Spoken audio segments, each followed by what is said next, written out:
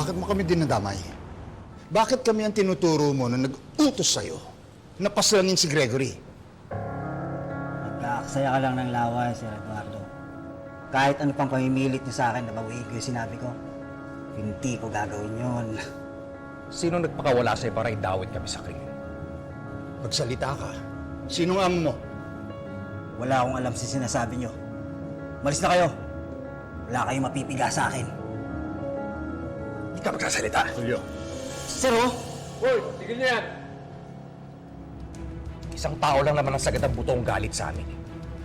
Kapag napatunayan ko na magkasabot kayo, magsisisihan mo to. Halika na.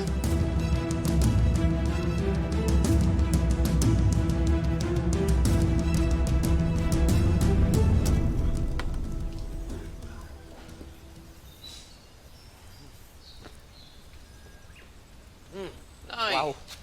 Kinta ba? Siyempre. Taleng?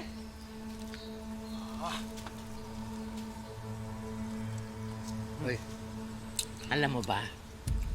Effective yung pagsusulsul ko kay Sir Eduardo. Ayan, Galit na sa kay Rambo.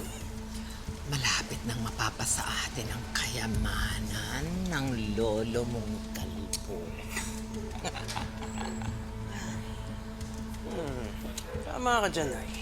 Pero alam mo, ipagdasal natin na mas lalo pang uminit yung ulo ng kalbo na yan kay Rambo.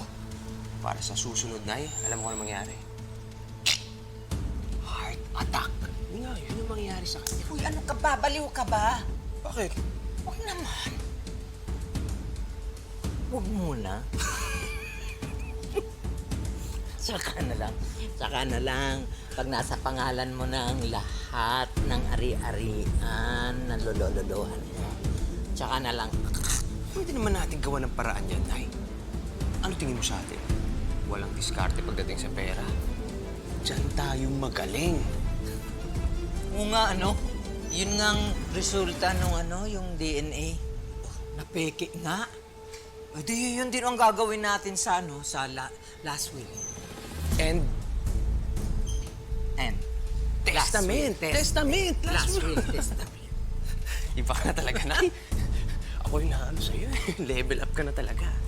Pero, Nay, ang mahalaga ngayon, kailangan mapatalsik na natin yung Rambo dito sa mansyon. Para wala nang balakid sa mga plano natin. Huwag kang mag-alala, malapit na yan. Huwag kang mainip. Ayan na, oh. Unti-unti nang nilalamon ng galit si Sir Eduardo. Pag nangyari na yun, kukunin na natin at tatalbusin natin lahat ng milyones niya.